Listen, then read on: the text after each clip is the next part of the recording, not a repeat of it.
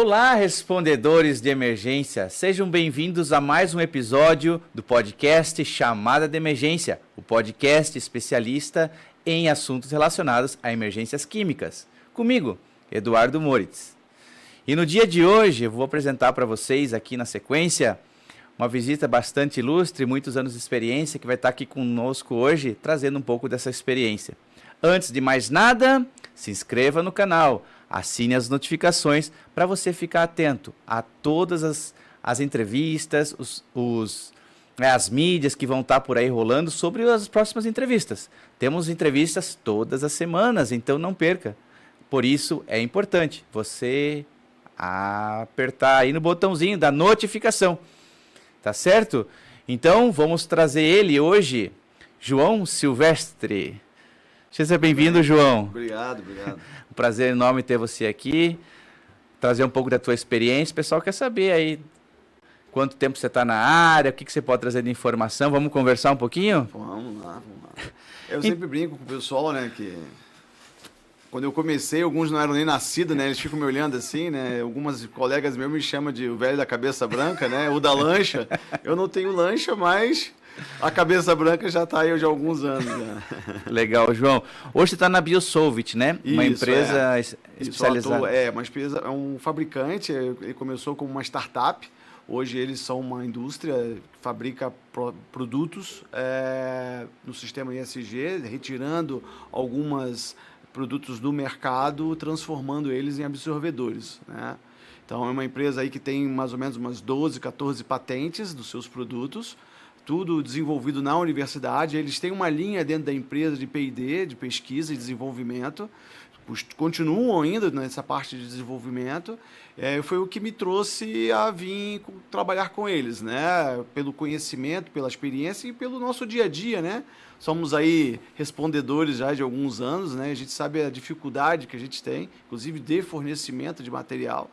Então, isso aí eu achei bem interessante nos produtos deles aí, uma tecnologia bem interessante, inclusive a própria manta, a própria tecido que cobre uma das linhas dele, que é o Recyclic, já absorve, né? E você também pode passar ali por um processo, dependendo da linha do produto, passar ele numa prensa e recuperar esse óleo. Legal. Então, isso traz uma redução menor nos aterros industriais, né? Então, João, vamos falar um pouquinho do João. João, quando você começou a trabalhar e teve o primeiro contato com esse mundo das emergências químicas? Olha, faz um tempinho, né? Foi em 1986, quando eu iniciei no laboratório como estagiário. A gente sempre brinca, né? Já fomos estagiário uma vez na vida. Então, naquela época, o mercado ainda estava naquela transição, né, do governo militar com o governo popular, né, digamos assim, com voto, né? Apesar que era o Tancredo Neves, depois faleceu e entrou o Sarney, se eu não me engano. Então, a gente atuava na parte de laboratório. Era uma empresa que fazia o monitoramento da qualidade dos efluentes das indústrias, exigido pelo órgão ambiental do estado do Rio de Janeiro, que era a FEEMA, hoje é INEA, se eu não me engano, ele mudou de nome. E nesse percurso aí né, óbvio, a gente trabalhava com muitos produtos químicos, não tinha pipetador, pipeta automática, era pipeta de vidro com algodãozinho que a gente colocava dentro para pipetar com a boca ácido sulfúrico, sulfato de amônia, né, entre outros produtos químicos corrosivos. Tinha lá a perinha, mas a perinha nunca funcionava, né? Então a gente tinha que se arriscar mesmo com a boca.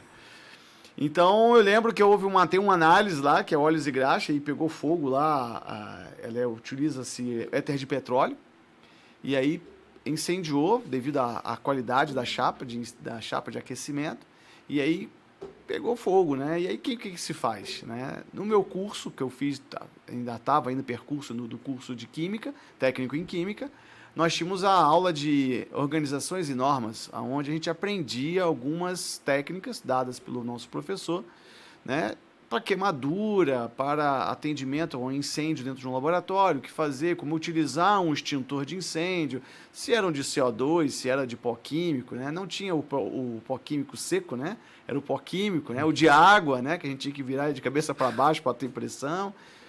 Então ali começou esse interesse, né? E aí a gente foi amadurecendo. Me formei, fui trabalhar numa empresa aí já como técnico de química. A mesma forma, a gente trabalhava com coleta de amostras, levantamento, a gente se preocupava com essa questão aí de vazamentos, tinha que estudar a empresa até para fazer o próprio sistema de tratamento de efluente deles. Fiquei um pouco período, daí eu fui para a Fiocruz, né? Trabalhei na Escola Nacional de Saúde Pública, no Departamento de Saneamento e Saúde Ambiental, onde era dado o curso de engenheiro sanitarista, a especialização do curso de engenheiros sanitaristas, né? Até então, no Brasil, só tinha a Fiocruz e em São Paulo, a USP, né? A USP, isso, que tinha esses dois cursos.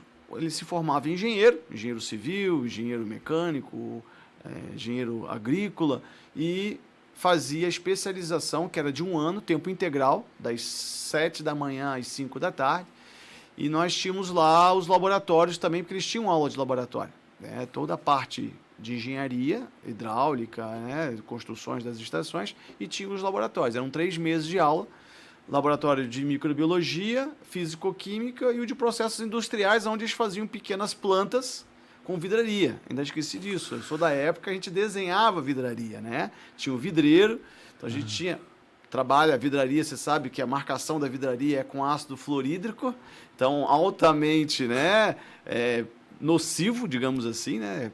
Causa uma queimadura bem grave. E com isso a gente começou tendo que aprender, né, a lidar o dia a dia, usar o EPI correto, quando tinha um pequeno vazamento, caía um frasco, como fazer a limpeza. Então, muitos desses materiais a gente não tinha essa informação. Aí passou 92, 93, a gente começou a ter acesso a maior, né? Aí começou a aparecer os primeiros computadores 286, 386, a gente começou a trabalhar com a pesquisa, né? Então, trabalhei durante uns bons, longos anos nessa área aí de pesquisa. Então, na verdade, tua área, a formação é técnico em química, mas em processos, né, industriais. Isso. Mas daí começou a acontecer algumas coisas lá, pequenos acidentes. E aí foi lá que brilhou teu olho, opa, tem um negócio interessante aí, atender emergência. Foi mais ou menos isso? Foi por aí, né? Na década de 80, se eu não me engano, não recordo assim, exatamente qual foi o ano, ocorreu aquele incêndio em Cubatão. Ali começou a me aguçar essa questão, porque eu sempre gostei muito de ação, né? Eu gostava, assim, de conhecer, de aprender, e eram situações que a gente não tinha, como eu falei, não tinha um histórico no Brasil. E ali iniciou o CETESB com esse trabalho, e hoje é uma referência nacional, muito das metodologias, tanto analíticas, físico-químicas, para controles de qualidade do ar, da água, do efluente, por muitos e muitos anos, ou décadas, se utilizaram todas as metodologias pelo CETESB, né? Utilizam-se ainda muitas coisas como referência a trabalhos, pesquisa, desenvolvimento com o trabalho do CETESB eles são percursores, digamos assim, nessa questão de emergência. Tanto que as viaturas deles, eu até copiei e fiz uma mini viatura quando também atuei num outro órgão ambiental, mas isso é um pouquinho para frente, eu montei. Então você foi lá na Fiocruz, né? Aí é Rio de Janeiro. Rio de Janeiro. Rio de Janeiro, né? E aí depois da Fiocruz você foi para... Na Fiocruz, um dos meus alunos de laboratório de mestrado, ele atuava aqui em Joinville, Santa Catarina, trabalhava num Centro de Desenvolvimento de Biotecnologia, que era o CDB. Ele fez o ano dele todo, 94, né, atuando lá, fazendo o curso, a tese dele e tal. Ajudei nessa parte laboratorial dele.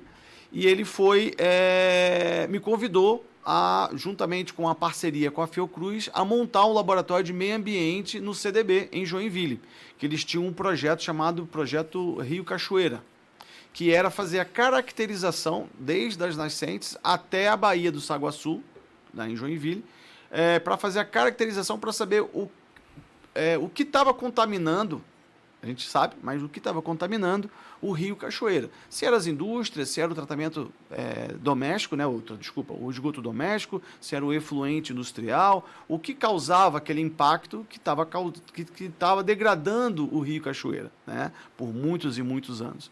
Então, aí eu aceitei o convite. Em 95 eu vim em parceria com a Fiocruz, né, porque eles tinham a parte também de desenvolvimento de farmacologia, de medicamentos, né, era o único centro que tinha diversos reatores para essa área, não é a minha área, mas eles tinham muitos reatores para desenvolvimento de bactérias e um utilizador de 1.000 litros. Acho que só tinha eles aqui no Brasil que eles tinham esse utilizador, né? Que é a retirada de água. Aí eles tinham pesquisa no leite, né? Para retirar a lactose.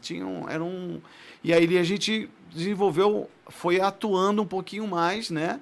Devido a esses acidentes. A BR-101 não era duplicada, né? Quando eu vim em 94, 95 para cá. Bastante acidente ali em Joinville. Parei em alguns, né? Para orientar, porque eram produtos químicos, então tinha a FISP, né? A FISP é um início, né? Digamos assim, não sei quando que foi, iniciou-se as primeiras FISPs, vinha muito nos frascos da Carlo Ebra, que era uma fabricante de produtos químicos, e vinha a simbologia, né? O diamante de Hammel, né? E eu achava aquilo ali, pô, mas o que é esse diamante aqui? Diamante de Hammel, o que significa isso? Pô, tô falando isso, eu tinha 20 anos, 24 anos, né? Eu indagava aquilo ali. Aí a gente começou a pesquisar. Bendito o dia que veio a internet mesmo, né? Que a gente consegue hoje viajar nas informações e buscar papers, buscar... Sou na época da busca do livro, né? A gente ia para a biblioteca e tinha que ler o livro, fazer o resumo na mão. Hoje a garotada aí é Ctrl+C, Ctrl+V e monta os seus materiais, né? Mas foi por aí. Nessa época aí já estava em 94, eu fiquei de 95 a 98 aqui em Joinville, trabalhando no CDB, né? Em parceria. Aí, ali realmente pode ser que você começou a já pensar em viatura de emergência, mas foi nessa época no CDB já que já se pensou em resposta à emergência, propriamente dito? Foi isso? Mais ou menos isso. Não vou te dizer que é exatamente isso. É sonho, né? É sonho porque é muito caro uma viatura de emergência, né? Não é um equipamento barato. Não são produtos que são utilizados, né? Técnicas, você tem que ter muita confiança, porque eu sempre brinco que quando eu não sei, eu pergunto. É melhor falar a verdade, olha, não sei, do que eu acho, né? Então, e nós que atuamos nessa área aí, sabemos que além da nossa vida, que a gente tem que se preocupar com o do próximo, né? Então, um vazamento aí com gás de cloro, com a sua especialização, que é o gás de amônia, é bem complicado, né? Então, a gente tem que ser bem certo e assertivo o máximo possível para que a gente não seja mais uma vítima, né? Dentro de um acidente quando a gente está atuando, né? Interessante, né? Realmente hoje a gente se adaptou a esse mundo da internet, né? Essa coisa do FISP que está aqui no celular, né? Tá todas as informações, software e tal, e a gente, se a gente parar para pensar como que era antes, né? Como é que viviam antes, né, João? Mas viveram, né? E tá certo que tinha bem mais, eu acho, falta, né? Tinha que ir muito mais atrás, gastar muito mais tempo. Hoje é tudo muito rápido, né? Mas os acidentes, engraçado que os acidentes não mudaram muito, né? Continua acontecendo e aliás, temos bastante acidentes aí. Esse ano, os últimos 12 meses, foi um ano aqui no Brasil de bastante acidente, né? Assim, tenho recebido bastante relatos a nível de Brasil, principalmente com a minha área, que é a amônia.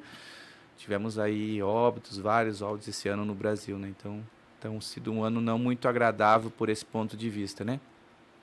Mas vamos lá, daí você estava lá no CDB, em Joinville. No CDB trabalhei depois numa empresa também de Joinville. Aí eu pedi minha exoneração, eu pedi minha demissão voluntária, né? Na época a família me chamou de maluco, né? Porque saí de um órgão federal, né?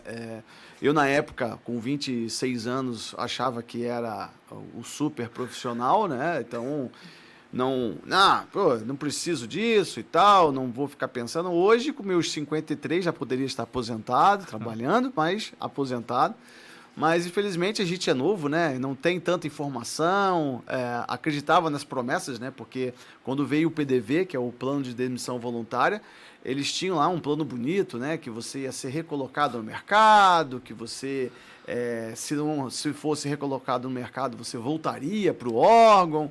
Resumo da ópera, nada disso aconteceu, eu não fui recolocado no mercado, eu tive que correr atrás, como sempre corri, e não pude voltar mais também, né? Não me aceitaram mais, e por assim foi. Mas aí eu trabalhei nessa empresa, uma empresa química, que trabalhava com tratamento de água industriais, tratamento de caldeira, de torres, foi quando eu comecei também a ter acesso à amônia. Porque a região de Fraiburgo, boa parte dos frigoríficos, onde é guardada as maçãs, né, que é uma região fabricante de maçã, pêssegos, frutas, são câmaras gigantescas, né, onde a refrigeração é por amônia, né, pelo sistema de amônia, a utilização da amônia para a refrigeração. Então, tinham pequenos vazamentos, eu reparava que tinham lá as suas máscaras para retirar, para se retirar do local, né, de segurança. Aconteceu um fato, uma dessas vezes, e eu tive que usá-la, essa máscara, e poder retirar essa pessoa de dentro, né, de dentro do local onde era o acesso nosso para acesso às torres. Torres gigantescas, né, onde faz o refrigeramento, né, refrigera a tubulação para diminuir a temperatura desse líquido, que é a amônia, que passa por dentro, para fazer isso. Mas falar isso para você é brincadeira, né? Porque isso você conhece muito bem. Então, eu trabalhei lá mais de um ano e meio, mais ou menos. Dali, eu retornei para o Rio de Janeiro. Atuei também no mesmo segmento, numa empresa no Rio de Janeiro também, com tratamento de água industrial, onde eu comecei a ligar esse viés de utilizar equipamentos para tratamento de água. Hoje se fala muito em reuso de água, né? Eu já trabalho com reuso de água desde a década de 90, né? Então, lá atrás, lógico que hoje com as tecnologias que nós temos, está muito mais fácil, mas eu já trabalho com reuso de água, inclusive reuso de água de efluente para tratamento de água, para utilizar essa água no sistema de refrigeração de condomínios, de hotéis, de shoppings, né? Isso já faz alguns anos, né?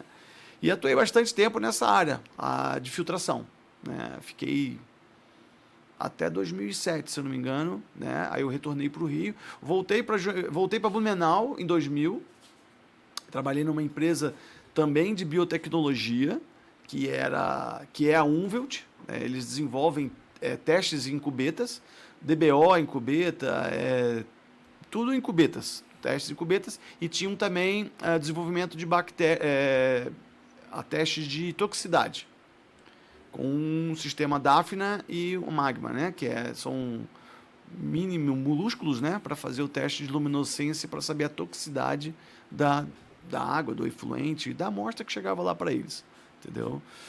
Isso já é 2001, voltei de novo para o Rio, aí fui trabalhar com uma empresa de equipamentos, foi aí que começou mesmo, em 2001, começou a eu focar essa parte aí de emergência, literalmente, né? Por quê?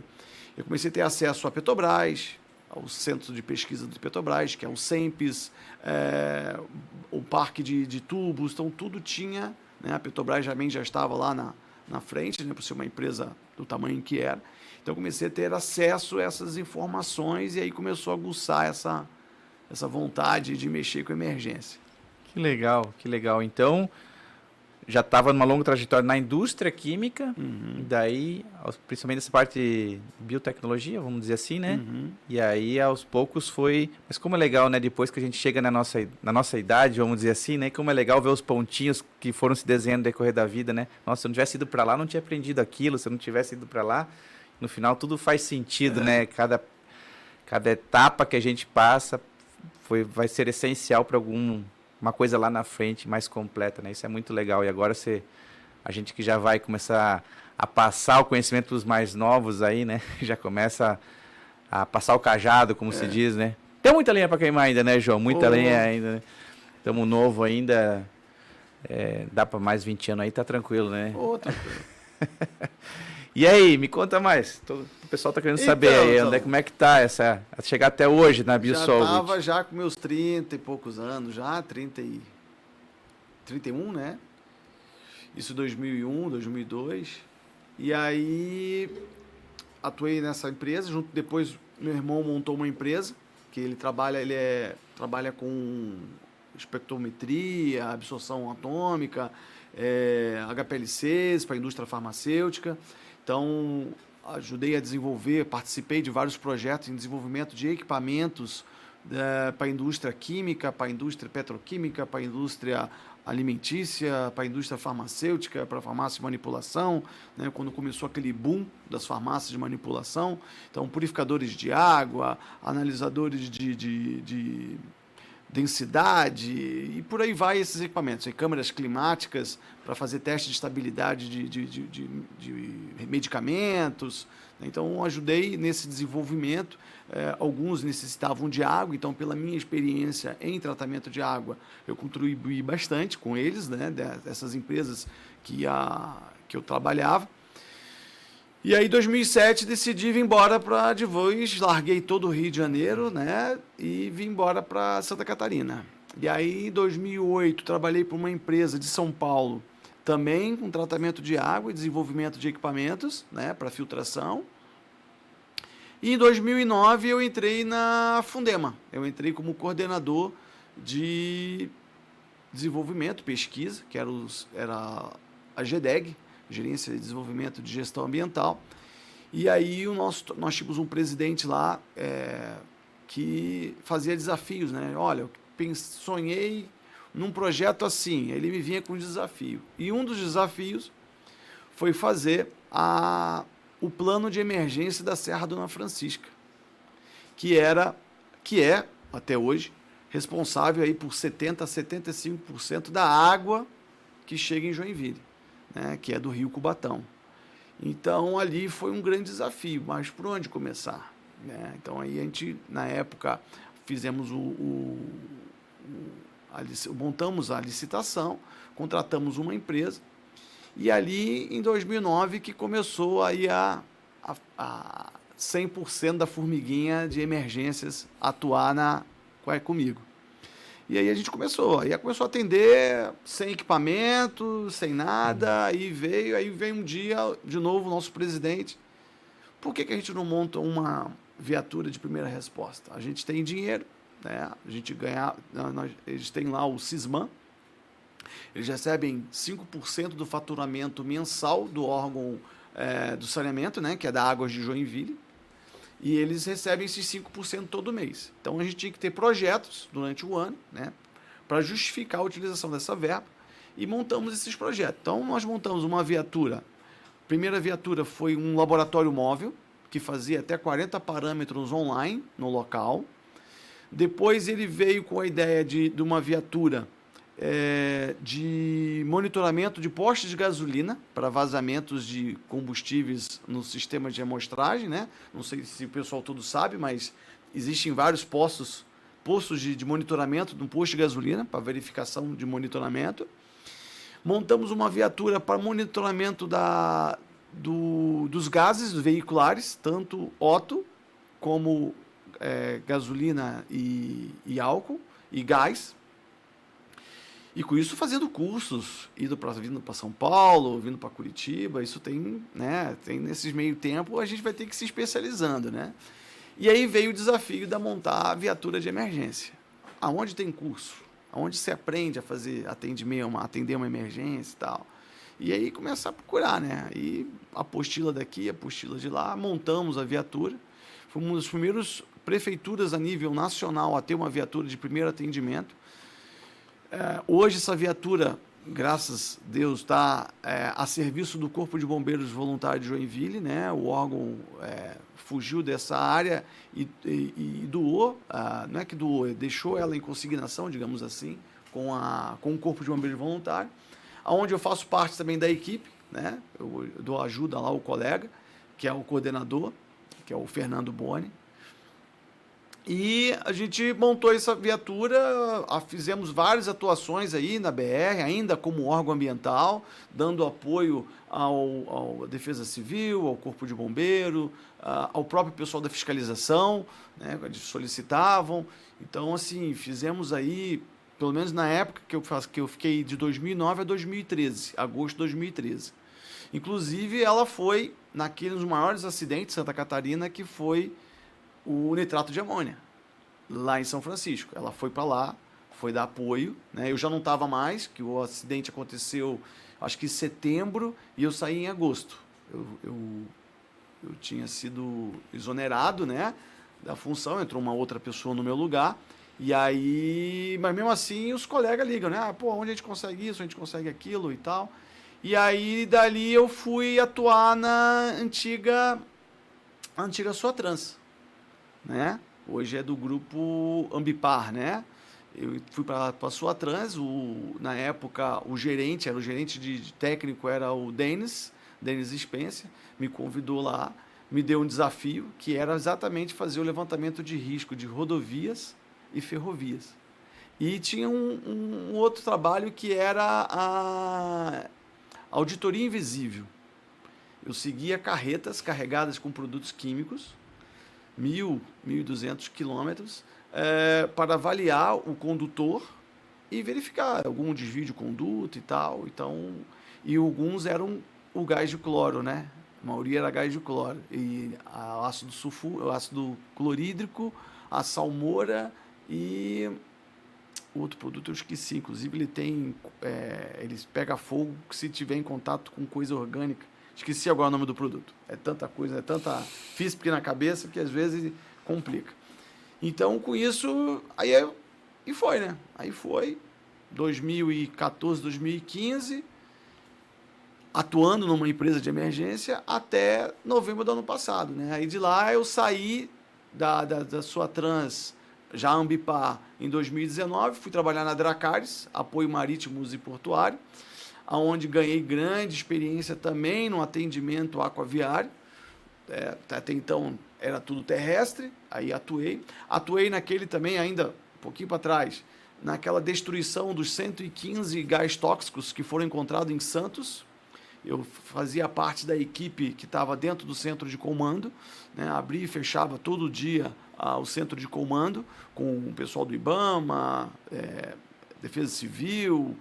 Então, a gente atuou 45 dias, se não me engano, lá em Santos. E nunca esqueça um detalhe, né? Sempre é o último, né? O último cilindro teve problema para ser feito a destruição, porque o engate dele, a válvula dele era da década de 40. E aonde achar um conector que fizesse o macho e encaixasse certinho na fêmea da válvula.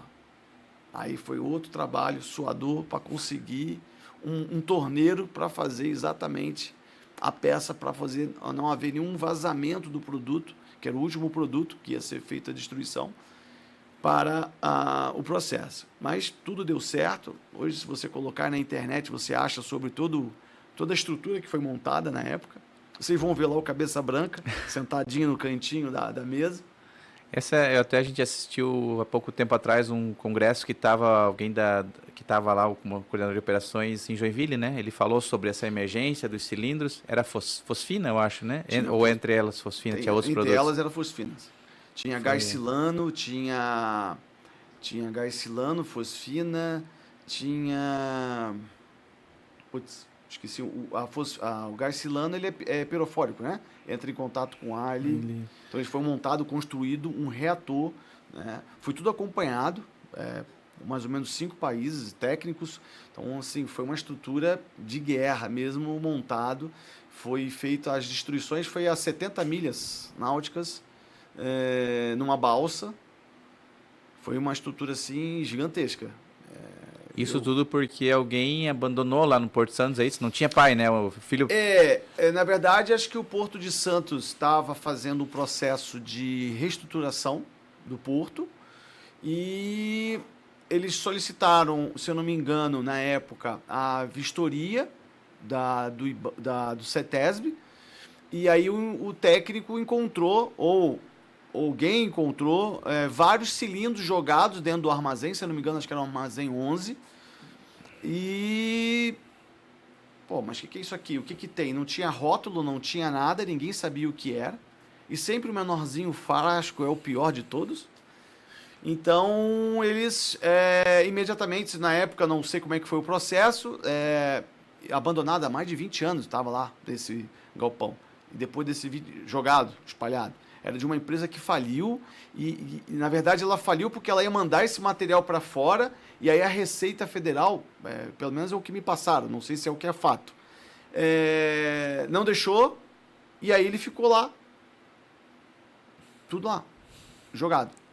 Acho que vandalismo, foram lá, jogaram o cilindro para um lado, jogaram para o outro, né? Alguém deve ter entrado depois disso. E aí, nesse percorrer desses mais de 20 anos que estavam lá dentro, eles resolveram, obviamente, fazer as reformas dos armazéns e encontraram esse material lá. Eu sei que o processo do encontrar, juntar, separar, foi quase 2 anos, se você olhar lá a matéria, né, do Ministério Público, se eu não me engano, e até chegar ao ato de destruição. Tanto que eles iam destruir, eu acho que em Guarujá, aí os municípios em voltas não aceitaram, pela criticidade e vulnerabilidade dos municípios e pela toxicidade de destruição, que se um desses cilindros vazasse o material, e aí foi montado toda essa estrutura, aí a empresa foi contratada, então, ninguém queria, nem empresas de fora queriam pegar isso, porque não sabiam o que era, né? E aí foram feitos os estudos, levantamento, amostragem, e aí eles foram criando e desenvolvendo os equipamentos. Isso aí foi para mim um grande aprendizado, né? Infelizmente, eu peguei a parte final, digamos, né? Os últimos 45 dias. Gostaria de ter participado de todo o processo, mas esses 45 dias que eu participei diariamente no processo da montagem de todos os relatórios diários, né? Porque todo dia a gente tinha que passar um relatório para o IBAMA, para os órgãos ambientais, estadual, municipal, federal, Marinha. A gente abria o centro de comando todo santo dia, tinha Marinha, tinha IBAMA, e isso aí foi um grande aprendizado, assim, foi uma grande experiência que eu tive. Agradeço, na época, a minha diretoria de ter me permitido ter participado de um processo desse aí.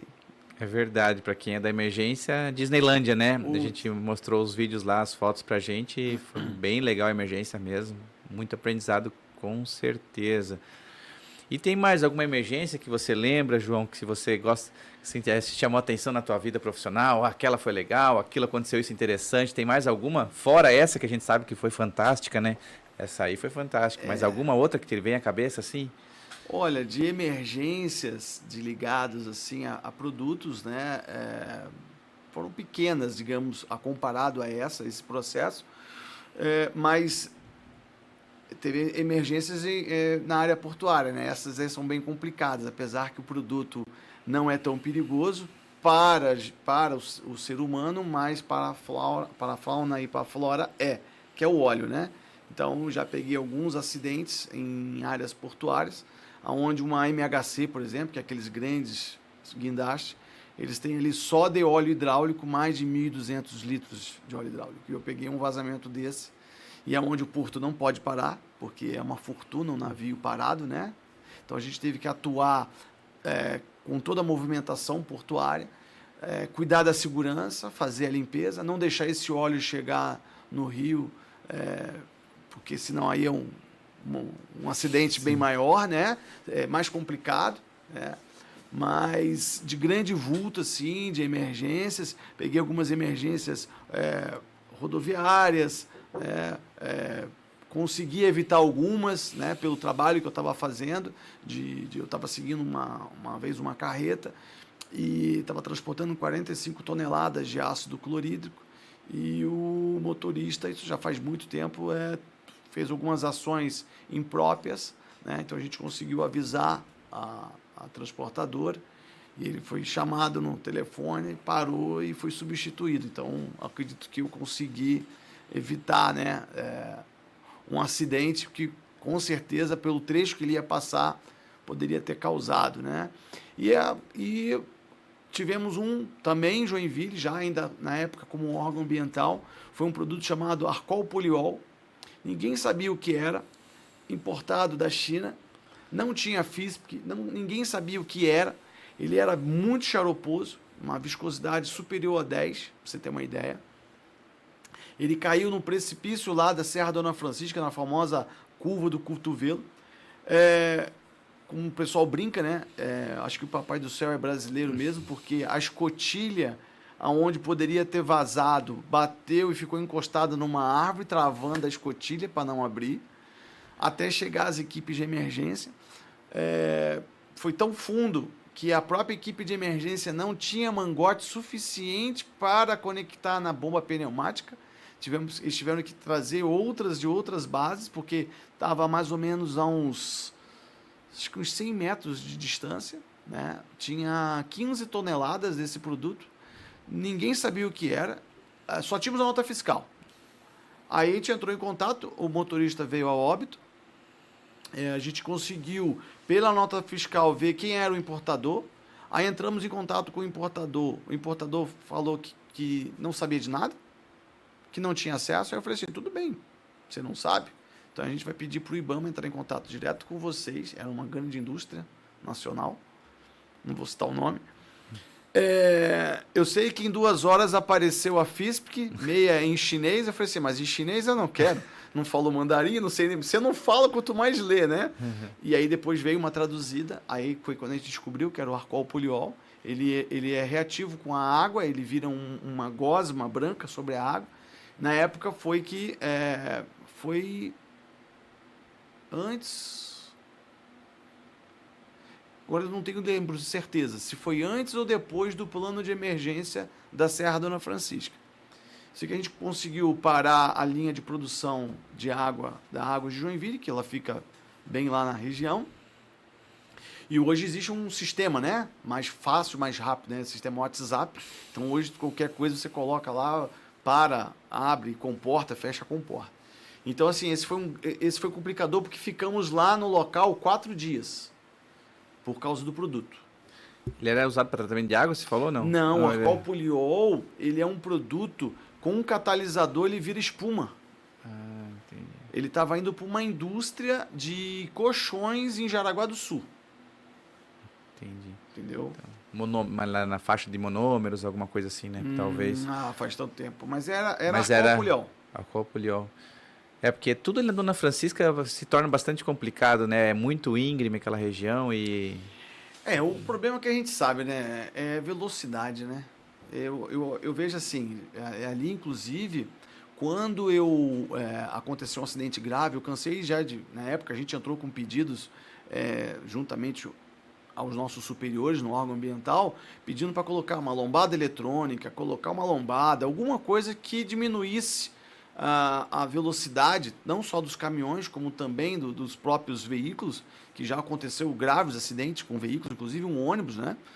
Vieram a óbito mais de 50 pessoas numa queda que ocorreu lá. Eu não estava no Brasil na época, eu estava no México, fazendo um levantamento de risco de 3 ferrovias lá no México, também agradeço também a sua trans a Guarambipar, pela essa oportunidade que me deu, outra experiência, que era um produto de uma indústria brasileira, e o governo mexicano exigiu que eles fizessem um levantamento de risco, de criticidade e vulnerabilidade de todo o percurso. O produto saía de uma cidade chamada Minatitlán, no norte do México, em direção na região sul, né? Sul do México, em direção ao norte, até Guadalajara, mais de 10 mil quilômetros. Isso rodovia, né? Ferrovia, acho que dava umas 7 mil quilômetros. E eu passei poucas e boas lá, chuvas, acidentes, incêndio, ajudei no incêndio lá, na época, como eu já era bombeiro, né? Então eu participei, eu tenho a carteirinha de bombeiros voluntários de Joinville. Fui fazer o curso também de bombeiro em 2013, de bombeiro voluntário de Joinville, porque o que eu pensava? Quando chegar num acidente, tem uma vítima, o que eu faço? Então eu me aprimorei também nessa parte, né? Apesar que é uma parte que eu não gosto, que é de resgate, né? Tanto que eu tenho um curso de resgate de vítimas em áreas colapsadas, eu fiz na Academia dos Bombeiros do Chile. Foi um curso de quase 80 horas lá, full time, trancado dentro da academia. E dentro dos resgates, eu sou o cara eu sou o primeiro a entrar para fazer a avaliação de gases. Enquanto no Brasil a gente recebe um linkzinho dizendo que tem chuva chegando, lá é terremoto.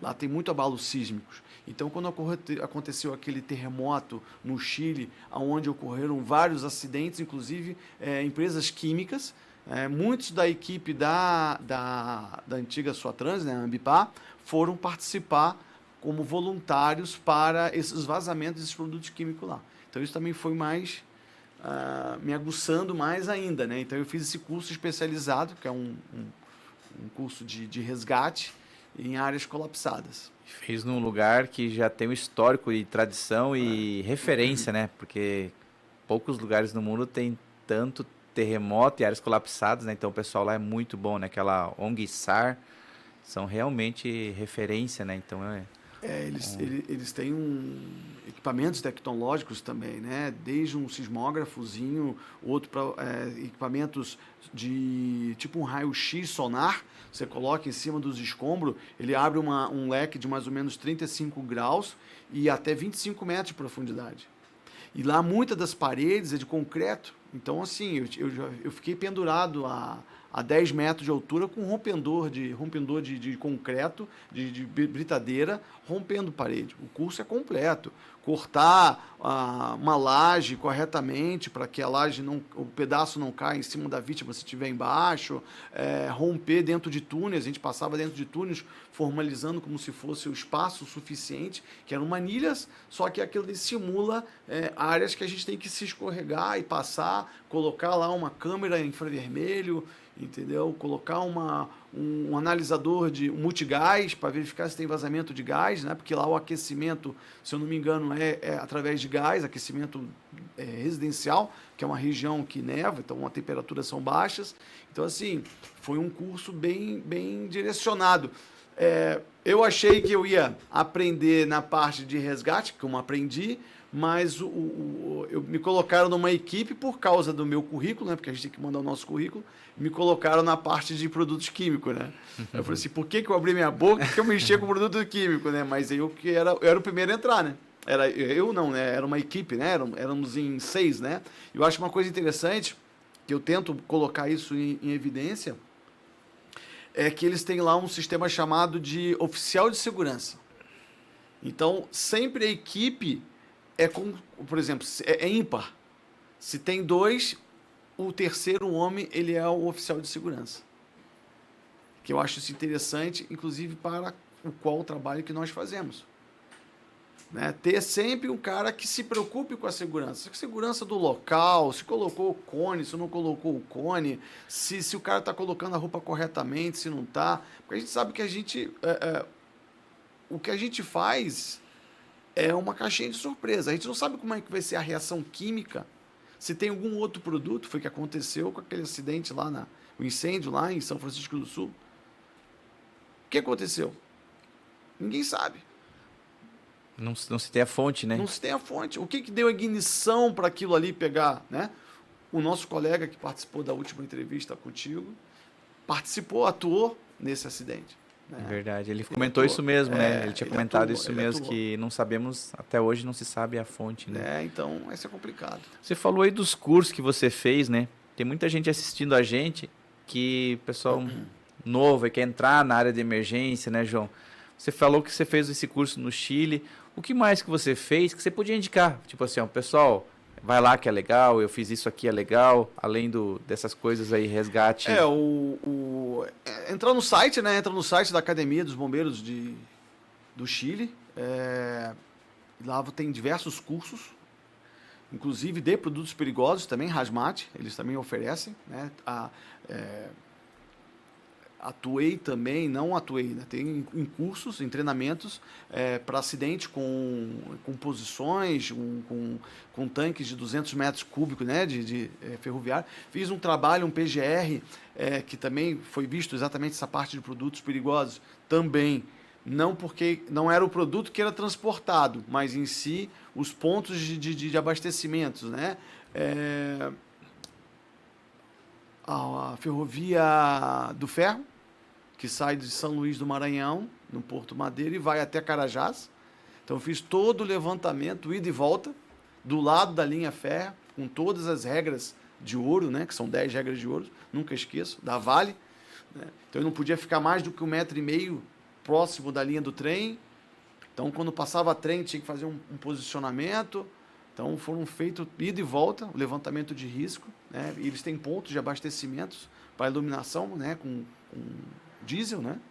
Então, assim, se eu for começar a puxar aqui, vai vir muitas histórias. Cursos. Eu sou perito judicial ambiental também, eu fiz 3 cursos de perícia judicial.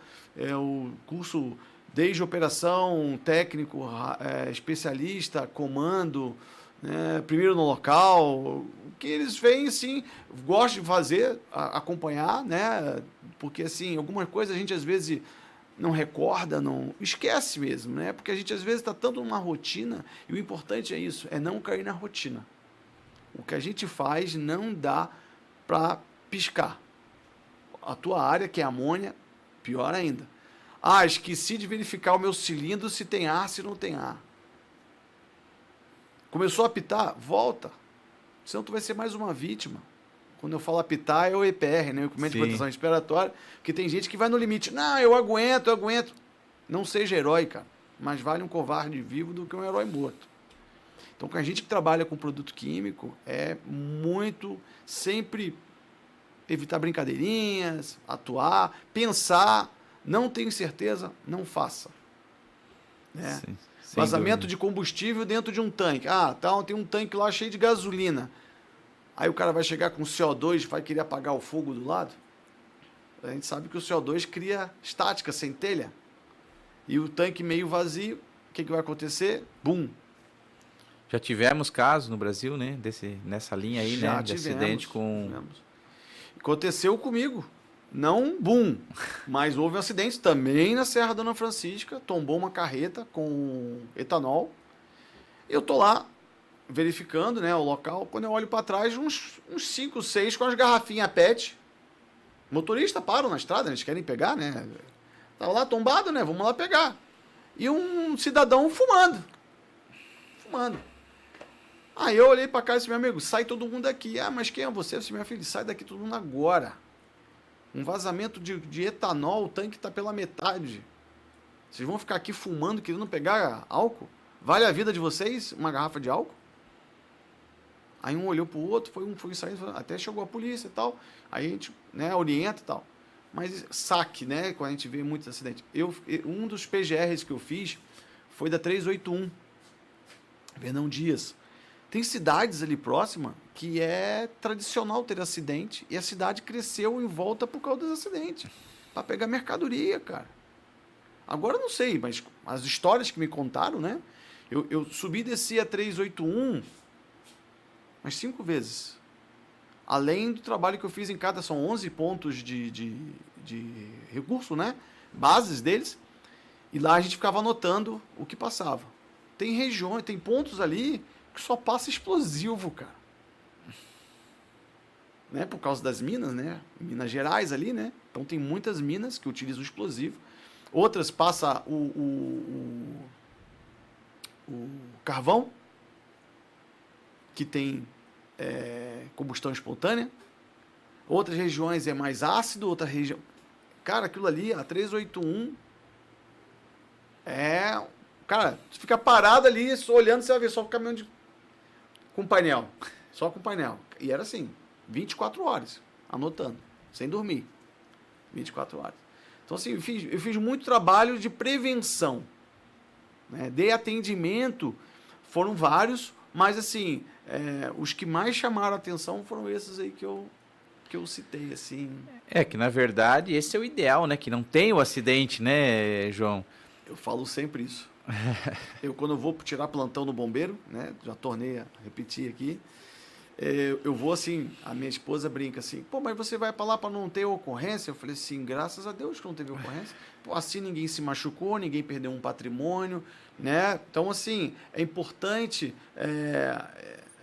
se acontecer, estar preparado. Mas sempre buscar a prevenção. Não, é não ter, cara. Se as pessoas tomassem mais cuidados, porque boa parte dos acidentes que ocorrem com produtos perigosos ou não, boa parte é falha humana, cara. Dificilmente pode ter falha mecânica, sim, pode, um caminhão, estourar um pneu, tal, mas boa parte dos acidentes a gente sabe que é uma falha humana, né? É querer levar o limite do equipamento, levar o limite do próprio ser, né? Tem que parar de 6 em 6 horas, para de 6 em 6 horas. O patrão quer que eu toque direto. Ainda bem que algumas empresas que transportam produtos químicos, eles têm um sistema de bloqueio, né? Algumas rodovias não pode passar depois das 22 horas. Eles tentaram fazer isso aqui na Serra Dona Francisca, mas não conseguiram, né? Porque é uma linha de acesso, né? Quando fecha a 376, é pela Serra Dona Francisca que ele consegue trazer para a BR-101 de novo, né? E nós estamos com muitos planos de chuva aí recentemente, né? Que fecha uma BR, uma serra, tem que abrir a outra, e realmente esse tema é bastante complexo. Mas chamou bastante atenção, João, que você falou essas questões dos rotogramas, né? Que você fez, acompanhamento de viagens, né? Você deve ter pegado coisa interessante, né? Coisa que você viu, assim, quase acidente, batendo. Não, eu presenciei. A 381 eu presenciei vários acidentes. Vários. Fazendo o rotograma. O rotograma é o levantamento de km por km. Aclive, declive, curva direita, curva esquerda, faixa dupla, faixa simples, rio, riacho. E teria que saber definir tudo isso, né? Um aclive, onde tem um rio, tem um riacho, tem próximo, área rural, qual é o tipo de agricultura. Então, todo o rotograma era feito, todo um levantamento, tudo georreferenciado, GPS, fotografia, todos os KMs. Depois a empresa recebia um caderno, né, com todas essas informações para que ficasse com o motorista, e a empresa recebia através de um software que ele sabia localizar. Ocorreu um problema com o motorista no quilômetro 120 na BR-101, Santa Catarina. Ele está em Itajaí. Itajaí tem o rio Itajaiaçu. Teu produto não pode ficar perto da água. Arruma um jeito de tirar esse caminhão daí. Sofreu um acidente. Então ele já sabe, ele já acionava as empresas de emergência. Olha, tombou um caminhão com óleo diesel na cabeceira da ponte do rio Itajaí, na divisa entre Navegantes e Itajaí. Manda a barreira para lá, porque vai dar problema. Então, o rotograma é importante para isso. O ferrograma é a mesma coisa, né? Só muda o tipo de transporte, né? Vai passar em regiões de difícil acesso. Muitos dos rotogramas que eu fiz, nós tínhamos problemas de sinal de celular. Eu andava, às vezes, com 5 celulares com operadoras diferentes, né? Ou 2, 3, com cada chip, com uma operadora, para saber. Depois a gente comprou um equipamento que fazia esse levantamento de sinal, né? Auditoria invisível, eu não posso te dizer estatísticas, porque era um documento entregue ao cliente, mas eu faço crer que diminuiu bastante os acidentes, porque depois era uma auditoria. Então tinham lá 30 perguntas, como o motorista estava conduzindo o equipamento. Se ele parou, se ele não parou, se ele parou para comer, se ele bebeu, se ele não bebeu, se ele fumou, se ele estava no celular, na cabine, se ele estava com todas as luzes do equipamento dele funcionando, se ele fazia a vistoria do equipamento dele quando ele parava, em todas as paradas dele, se ele parava em local adequado, se ele dava passagem para um veículo com uma velocidade maior, para que ele pudesse dar a passagem, né, para não impedir ou não causar um outro acidente. Então ele era avaliado dessa forma. Tipo Polícia Civil, lá no escurinho, Sim, ele não sabia. Câmera, tinha câmera no vidro da frente, câmera atrás e tal.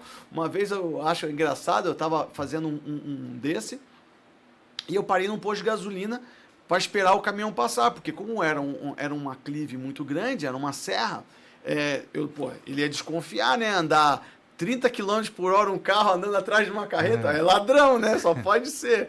Mas não, aí a gente parava num ponto, deixava ali passar, esperava 2, 3 minutos e ia atrás. E aí eu parei num posto, aproveitei para abastecer o carro. E aí o cara do posto olhou assim, cheio de câmera e tal, 2 caras. dentro de um carro, cheio de câmeras, esses caras estão... Aí eu falei assim, não, isso aí é um... A gente trabalha para uma empresa que presta serviço para a Rede Globo.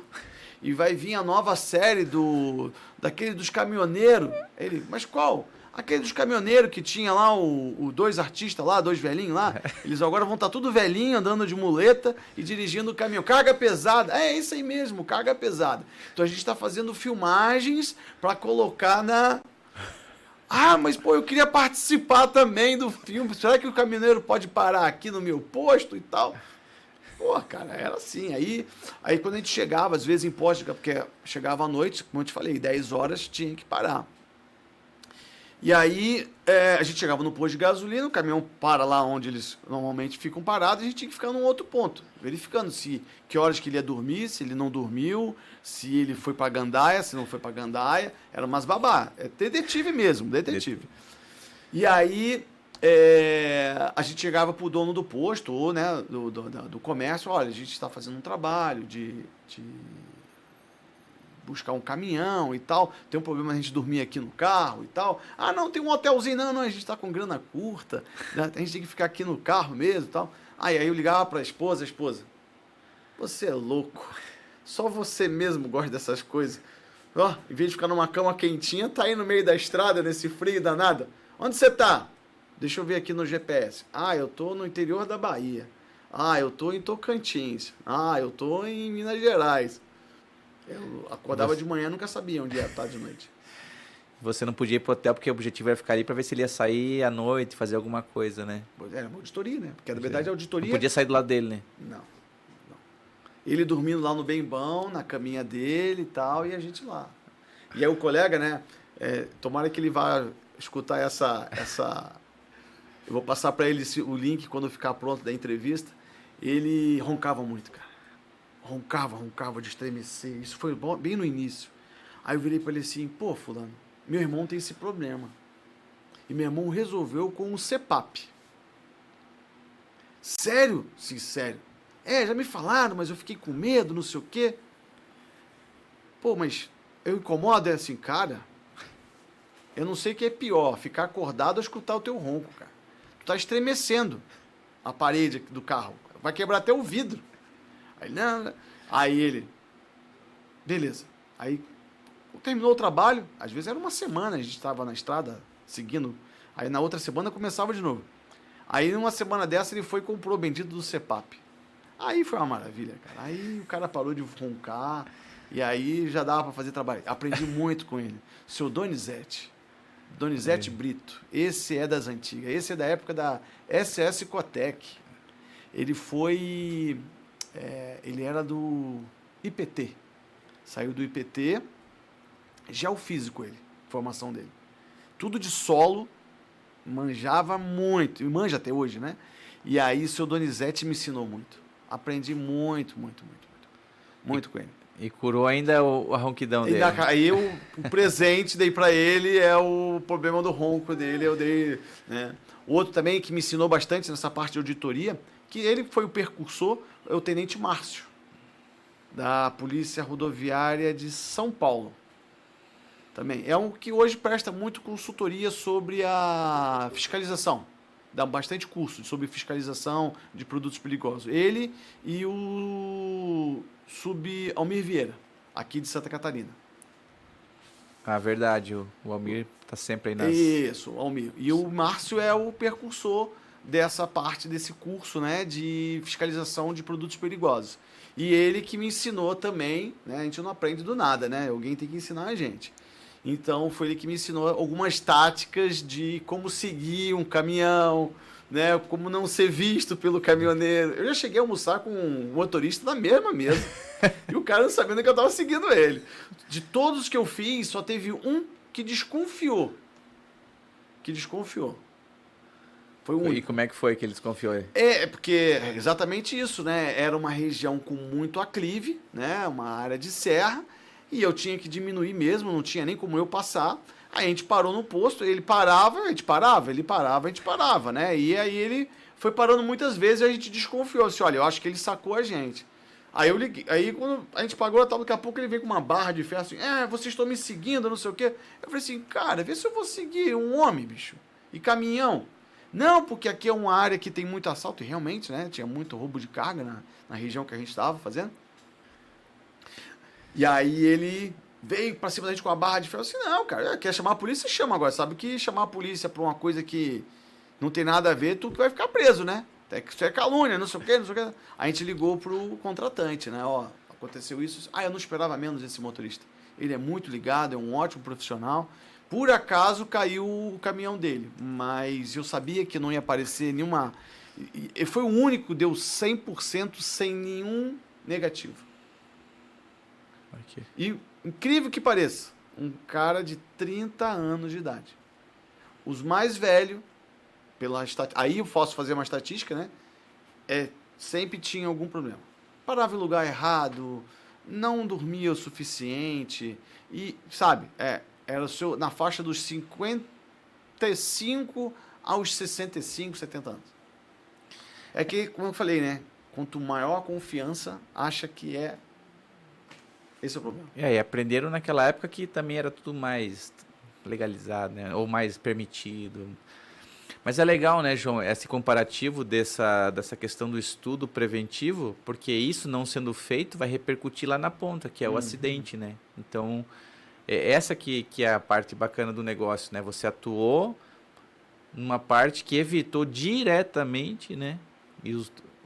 A evitar o acidente, né? Que é o ideal, né? É o que a gente fala no mundo dos vazamentos dos gases aí, né? Prevenir todas as fugas ou pará-las pequeno. Mas não queremos grandes acidentes, não é interessante não, né? Você me falou uma coisa agora importante, né, da prevenção. Eu fiz um outro trabalho também de rotograma de uma cidade lá de Três Marias, no Mato Grosso, e fui a Aracruz, no Espírito Santo. Se não deve dar uns 2.000 quilômetros. E aí a rota que me passaram, né, porque é a rota que o caminhão faz. Eu cheguei, saí de Três Marias e tal, falei assim, cara, isso aqui é impossível, o caminhão não pode passar aqui. Com esse produto químico, não pode. Aí passava em cima de uma represa. Aí você saía, entrava em São Paulo, saía do Mato Grosso, entrava em São Paulo, para depois entrar de novo no Mato Grosso, para sair em Minas Gerais. Olha a triangulação. Falei assim, não, tem alguma coisa errada. Aí ligava para o escritório e disse, olha, esse caminho aqui, eu não recomendo. Não, foi que o cliente passou assim, verifica com o cliente. Por aqui, em cima de uma barragem, gente, pelo amor de Deus, estão loucos? Não é nem guiçar, quebrar uma válvula, sei lá, o produto que era para uma indústria de papel, imagina. Sabe quais são os produtos químicos para a indústria de papel, né? Soda cáustica, entre outros produtos bastante corrosivos. Aí ele, vamos verificar. Aí eu fui até Aracruz. Aí passei por trechos, cara, que, se não, aqui não pode. Aqui não pode. Pô, mas você tem que seguir o que o cliente faz. Eu falei assim, não, se eu tô aqui para fazer uma prevenção, levantando, eu vou buscar um melhor caminho. Aí, quando eu cheguei na 381, né, porque tinha que passar pela 381, mandaram entrar numa estrada. Eu falei assim, mas aqui não passa um bitrem nem que a vaca tussa. Um trucado ainda vai, mas um bitrem não passa. Não, é aí por aí que ele vai assim, gente, pelo amor, olha aqui a estrada. Aí eu filmava tudo, né? Era tudo bem filmado e já referenciado. Aí caía na mão dos engenheiros de tráfego. Realmente, você tem razão. Porra, eu tava lá, por que vocês me mandam pra lá? Eu que faço o campo. É um discernimento. Aí eles, aí ligava. Resumo, entregaram uma rota ideal, diminuiu acho que uns 300 quilômetros, totalmente amparada pro concessionário de atendimento, tal, local, inclusive até local para eles ficarem, eu verifico também. Verificava, né? Parava em posto para ver se o solo do posto era pavimentação, se era terra, se era asfalto, né? Algumas regiões lá para Bahia, para o Tocantins, eles têm até sistema de segurança da polícia, né? Torres, e o policial fica 24 horas lá tomando conta. Para tu ver que o lugar não era muito santo, não. Mas que legal, e você acabou falando que você fez isso até daí lá no México, né? Sim, no México. No México era para ir uma equipe comigo do Brasil, eu fui sozinho. Equipe de um homem só. Aí cheguei lá, a empresa contratou um pessoal de uma empresa também de atendimento de emergência, mas de lá, que me acompanharam, né? Meu espanhol era pouquíssimo, né? Eu lia bem, meu tio era espanhol, já falecido. Lia, mas ler é uma coisa, né? Falar, aí foi no tranco, cara. Como um bom brasileiro, a gente vai aprendendo no olhar, né? Chegava, mandava os caras, para, porque eu tinha que mandar parar para tirar a foto. Ninguém parava. Aí eu olhei uma placa escrito alto. Falei assim, putz, não é para, é alto. Alto. Aí eles paravam. Aí foi. Na terceira semana já tava falando, eles me pediam para ensinar eles a falar besteira e eles me ensinavam as besteiras em espanhol que eu não podia falar. E assim foi, cara. Mas ali foi uma aventura. Ali foi uma aventura profissional muito grande. Aprendi bastante também, né? Porque ali, ferrovia, né? Convivi acho que foi quase 2 meses lá. Né? Pô, assim, do extremo, do calor extremo ao frio extremo. Né? Que teve uma área que, para você ter uma ideia, a serra fazia um caracol para subir. A gente chegou a 3.200 de altitude. Nossa Senhora. 3.200 de altitude. Peguei infecção intestinal na primeira semana, porque assim, a comida dos caras é, pimenta pura, né? E eu tinha, isso foi em 2018, eu fiz cirurgia bariátrica, né, em 2013, então nem tudo eu posso comer, né? Ou posso, né? E aí, mas sobrevivi. Comi muita galleta da Quaker, né? Aí essas coisas, a galleta é biscoito ou bolacha, né? Água, só bebia água mineral, café é café, né? Então, eu gostava do café deles, tem um toque especial assim que eles colocam canela, eles fervem a água com um pau de canela, né? E aí passam, esse era de graça. E tinha uns café americanos, esses eram caros, então me dá o de graça mesmo, porque eu gosto mais de café, né? Bom, como bom apreciador de café, eu vou usar essa dica aí. Gostei da dica, hein? Legal. E aí até chegar lá na empresa, também com produto químico, né? Tanto que o diretor na época lá dessa empresa, ele até perguntou assim, vocês não têm interesse em montar uma base aqui em Salto, que é do lado de Guadalajara? Eu falei assim, olha, se montar, me chama. Me chama que eu venho pra cá. Eu gostei muito. Muita gente fala do México assim, mas eu gostei. Pelo menos, e eu passei em cidades, muita basura, né? Muito lixos, né? Muito... na entrada das cidades, mas tem cidades muito lindas como Irapuato, Guadalajara, Salto, achei bastante lugares muito bonitos assim. Outros nomes eu não recordo agora de cabeça, mas muitas cidades bonitas, históricas, né? Toda cidade que você entrava tinha uma igreja, né? Igrejas bonitas, né? Assim, a cultura deles é diferente da nossa, né? Lá anda muita coisa, sobre o trilho. Então você vê pouca coisa na estrada, né? Na rodovia. Nas rodovias, assim, de caminhão com produto químico, né? Tem muitos acidentes, né? Que você teve agora alguns anos atrás. Eles têm muito roubo de combustível, como estava acontecendo aqui no Brasil, né? Uns 5, 6 anos atrás, né? São Paulo estava tendo vários roubos, né? Como aconteceu também em Santa Catarina, né? Em Itapoá, até o próprio colega Giovanni participou também da processo, que estavam roubando petróleo, né? Que vinha do oleoduto. Furaram Furaram lá o oleoduto e largaram aberto e contaminou lá a região lá gigantescamente, né? Não fui, mas participei de longe daquele incêndio lá em Alemoa, acho que um dos maiores incêndios, né? Que ocorreu lá em Santos. Então, assim, se eu não estava presente, estava dando suporte por algum jeito, né? E essa foi falando em sua trans ali, Ambipar, você atuou mais então nessa área de PGE, rotogramas, ferrogramas, é isso? Até 2000 não sei se foi 2017 ou 2018, que aí eu fui para gerenciar a base deles do Porto Itajaí. Né? Aí ali eu fiquei até 2019. Foi acho que 2017, início de 2018. Né? Que aí o gerente o superintendente da época me convidou. Né? Já estava cansativo, né? Ficar na estrada, porque é complicado. Não é um dia, né? Por exemplo, para fazer o rotograma eu tinha que andar 40 km por hora numa rodovia e sempre atenção, caminhão passando em alta velocidade, carros, então assim, estava já cansado de ficar na estrada. E aí, dentro da própria empresa, me fizeram esse convite, eu fui gerenciar ali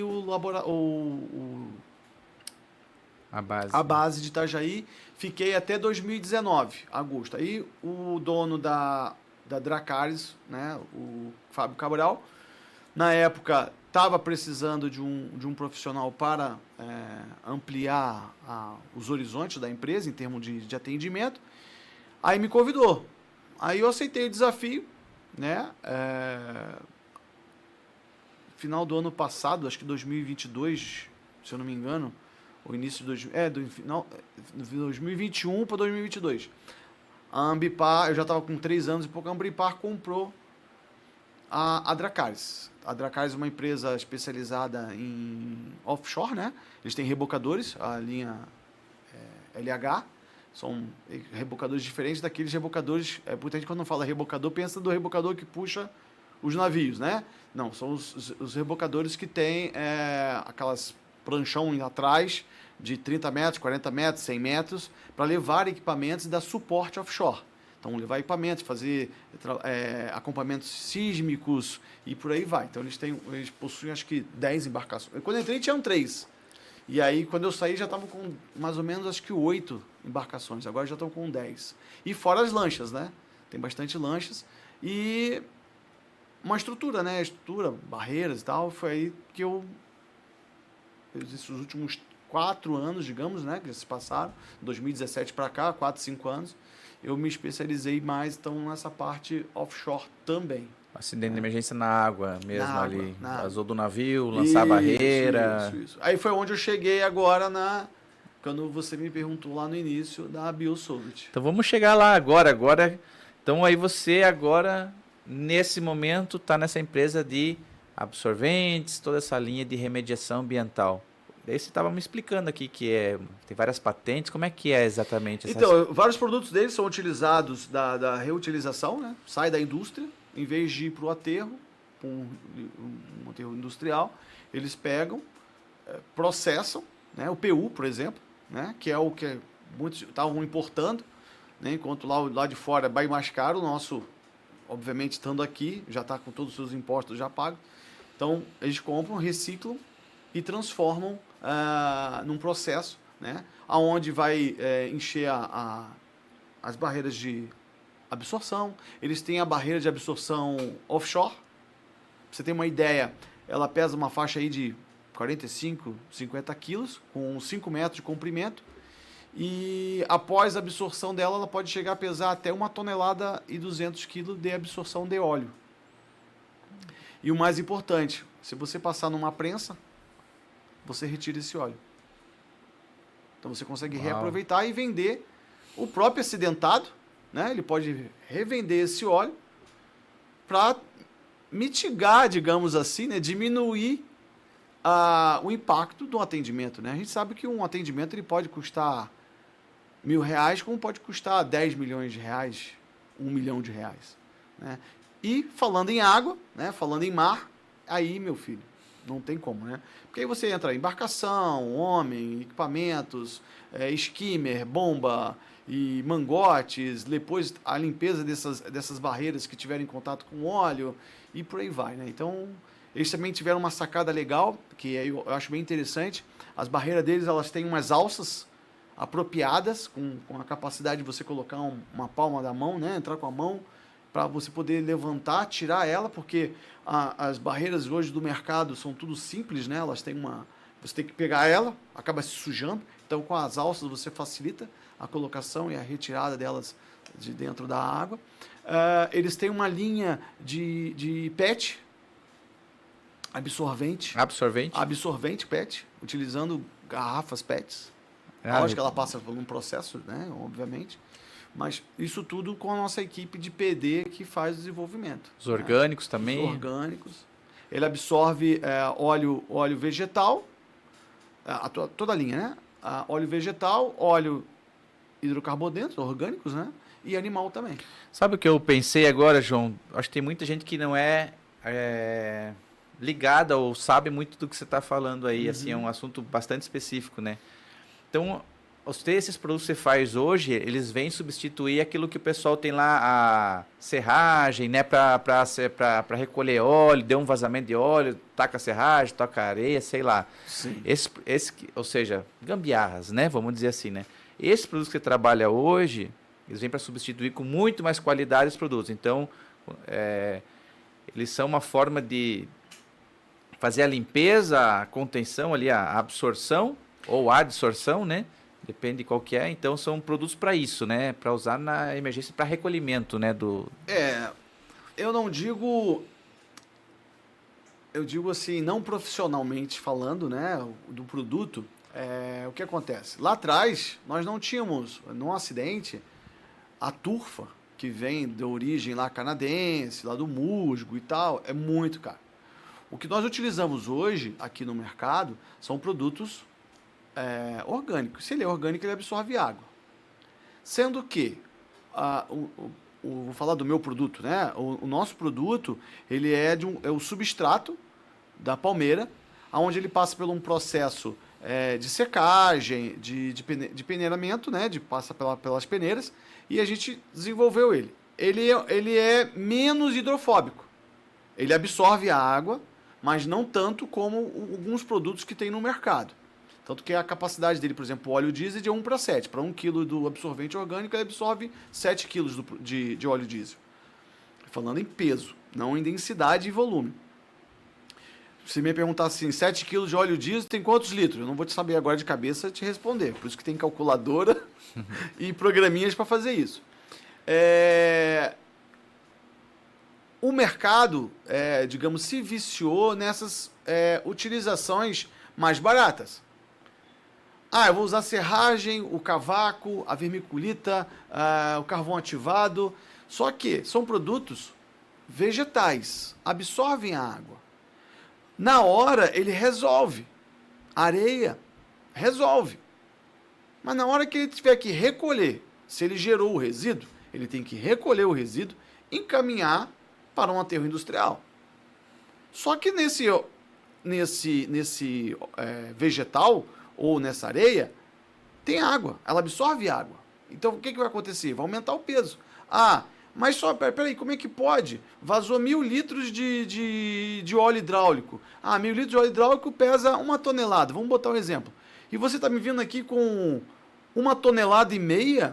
Da onde veio esse meia tonelada? Sim, da água que está no vegetal.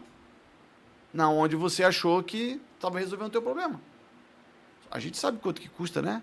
A tonelada de um aterro industrial, do resíduo industrial, da classe 1 e tal. Então, o que acontece? O mercado aí começou a aparecer a linha branca, a linha de polipropileno. A linha de polipropileno, ela é que? Virgem. Então, ela é um pouco, digamos assim, ela absorve e você não consegue tirar dela esse óleo. Então lá o nosso diretor lá que iniciou o trabalho dele dentro do laboratório, falou assim, peraí, mas tem que ter alguma coisa que a gente possa, né, diminuir essa quantidade, pensando na questão do meio ambiente, óbvio, mas também no desenvolvimento de um produto. Vamos diminuir essa quantidade de produto que está sendo jogado para dentro dos aterros. Diminuir no bolso do acidentado, ele já tem o prejuízo do caminhão tombado, da carga, das multas, que multa ele vai tomar. Se vai ser atenuante e agravante, que vai ser no decorrer do processo. Aí vai ter que entrar um gestor ambiental, um especialista para ajudar ele a fazer um engenheiro ambiental para ajudar ele a diminuir essas questões. E aí o que acontece? Com isso, ele consegue diminuir a quantidade. Inclusive, eu tenho um material que tenha lá até as proporções, né? De 100 litros do produto, todos os produtos absorvidos. E quanto que sai o preço final. É uma variação até de 60%. Então, se você pagou lá 100 mil para destinar X quantidade com areia, você vai pagar 40 mil destinando com um absorvedor correto. Então, a Biosolvent é uma indústria que fabrica os absorventes, tanto os orgânicos como o sintético, o orgânico, obviamente, eu já acabei de dizer que é do substrato da palmeira, e os demais produtos são retirados, reciclados, PU, tal. Então a gente tem a linha orgânica, a linha natural e a linha sintética.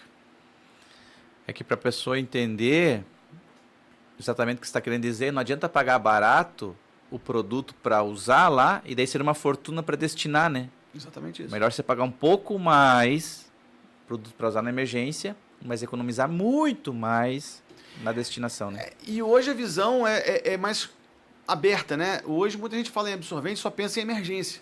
Na verdade, os nossos produtos eles podem ser utilizados no dia a dia, como prevenção, para não acontecer uma emergência. Então lá, nós temos lá o tampa-bueiro.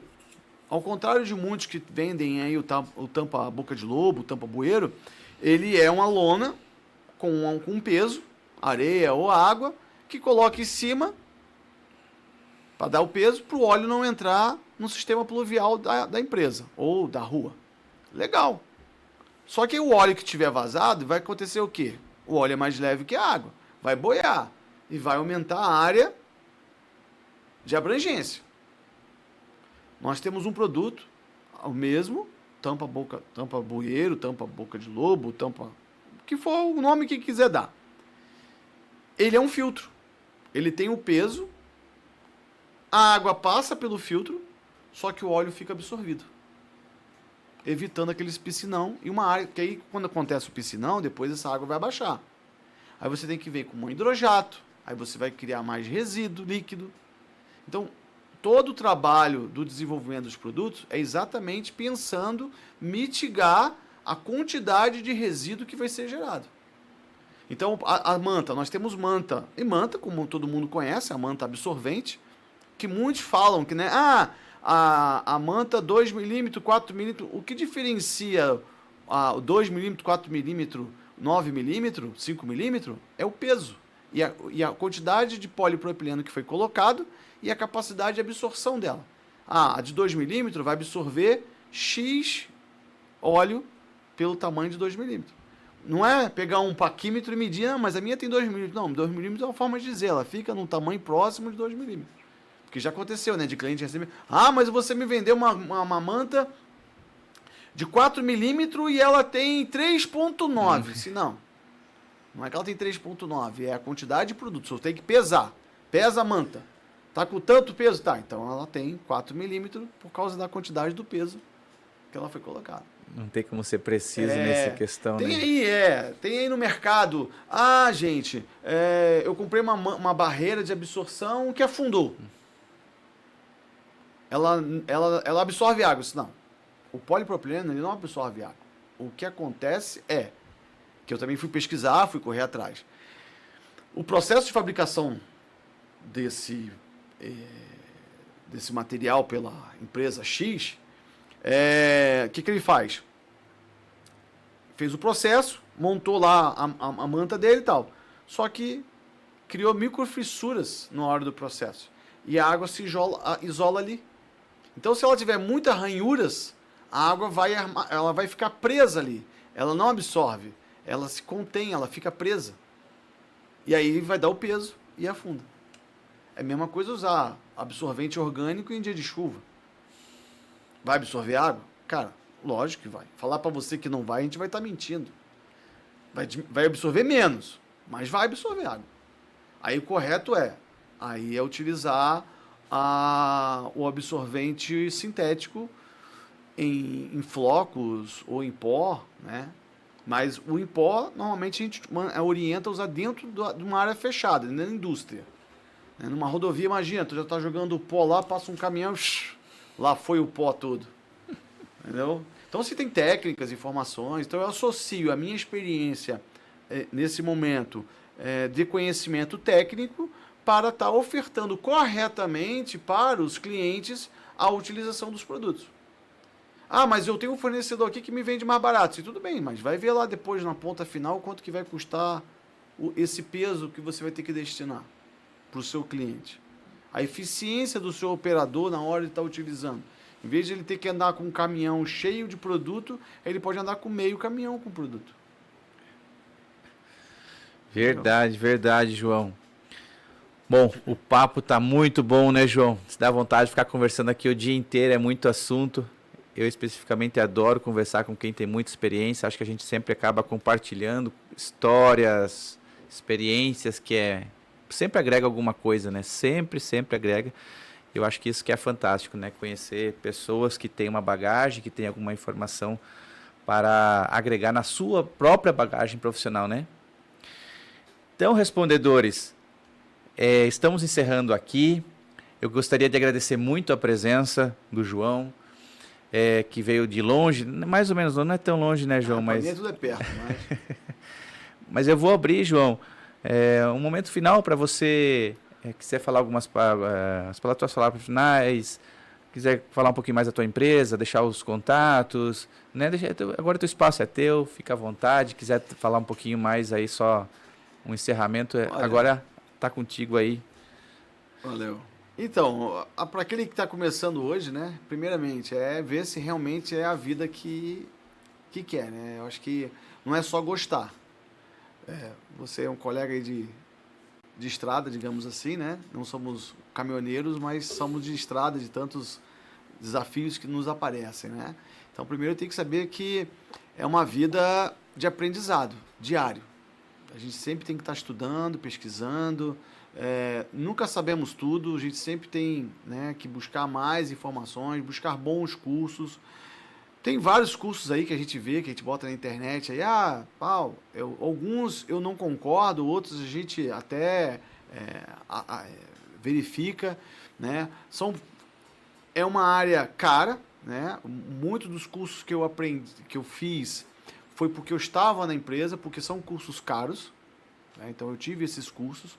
Hoje uma média aí de um curso de Hazmat, dependendo do local, está na faixa dos R$3.000 para um curso de 40 horas, né? Mais ou menos, não sei se já está mais barato, se tem mais caros, né? Mas é estudar, é ter vontade, correr atrás, aprender, ouvir, né? Muitos locais que eu já fui, como eu falei, tive bons professores, profissionais com bastante conhecimento. Até hoje eu consulto eles, independente. Pô, mas você sabe isso? Eu falei assim, cara, não custa tirar uma dúvida. Então, assim, tenha certeza daquilo que você vai fazer. Então, é uma área gratificante, porque às vezes a gente chega num acidente e tá aquele caos, e quando a gente termina o processo, tá tudo resolvido. Pô, se eu for contar todas as histórias de todas as áreas que eu já atuei, aí vai levar tempo, mas 2 horas ia ser complicado. E daí, toma aí o trabalho é esse, a gente está pronto a ajudar, tirar dúvidas, né? Passar um pouco da gente também, não adianta a gente ficar com conhecimento pra gente. Então, acredito que você depois coloque aí o e-mail da gente, do entrevistado, né? Se quiser pode deixar, jmssilvestre com y, @gmail.com. Quem tiver dúvida, precisar de alguma dica, orientação, a consultoria não, que a gente já vai ter que cobrar alguma coisinha. Tô brincando. Não, mas dependendo, a gente dá assim uma consultoria, a gente orienta, ou pelo menos buscar o caminho com quem, como e como vai ser feito. E estamos aí. Próximos programas, se quiser chamar de novo, tiver à disposição. Aí eu já venho de carona, se for junto, né, com um colega que... E estamos aí, o que a gente puder ajudar, estamos aí para contribuir. E, pessoal, uma coisa que eu sempre peço, é segurança. Segurança sua, segurança da equipe. Chegou no local de um acidente, se tem lá mercadoria espalhada, deixa a mercadoria espalhada, não mete a mão, olhem, porque você pode ser uma vítima. Quanto mais com produtos perigosos. Nós, como atendedores, também é a mesma coisa, parar a viatura corretamente, colocar os cones. O pessoal no bombeiro me brinca, eu sou homem cone. Eu fico sentado atrás e quando chega nas ocorrências, eu me preocupo com os cones. Aí eles falam assim, mas pô, você é o homem cone. Eu falei assim, cara, primeiro a segurança da equipe, a minha segurança, a da equipe, e a vítima já é vítima, ela já está lá. Ou o acidente já é acidente. Então, a gente prepara a cena, se prepara para poder entrar no local corretamente. E não importa se é um acidente rodoviário, industrial, Tá vazando um gás. Saia. Mas o colega ficou lá. Tem equipamento de EPI? Não tem. É frio falar isso. Mas, infelizmente, não se torne mais uma vítima, né? Tem vários vídeos aí, vocês, né, na internet, no YouTube, você coloca lá, tem um grande, famoso, com amônia, lá nos Estados Unidos, né? Todo instrutor que vai dar fala exatamente sobre isso, né? A vítima caída tombada, um caminhão de amônia, porque, não sei se todos sabem, nos Estados Unidos, você tem que certeza, acho que sabe, eles utilizam amônia líquida injetada direto no solo, né? Como fertilizante. E tombou um caminhão, a vítima caída, aí chegou lá a viatura da polícia, foi querer socorrer a vítima, tombou. Chegou outro, tombou. É gás de amônia, né? Reação com a água, vira hidróxido de amônia, que é corrosivo também, e aí os demais químicos que estiverem ouvindo a gente já vão entender o resto, né? Mas eu agradeço você pelo convite, espero ter ajudado aí a contribuir com um pouquinho de informação, né? E estamos aí. Que legal, João. Com certeza, que maravilha, que maravilha. Foi uma tarde bastante agradável que nós passamos aqui, realmente bastante conhecimento. Então é isso, pessoal. Chegamos ao final, ao encerramento de mais um podcast Chamada de Emergência. Se você ainda não se inscreveu, não acionou as notificações, faça isso agora, porque é por lá que você vai ficar sabendo as próximas entrevistas. E também nas nossas mídias sociais, no Instagram, onde você pode inclusive fazer pergunta para nós e para os nossos convidados. E não esqueça, te vejo no próximo podcast, Chamada de Emergência.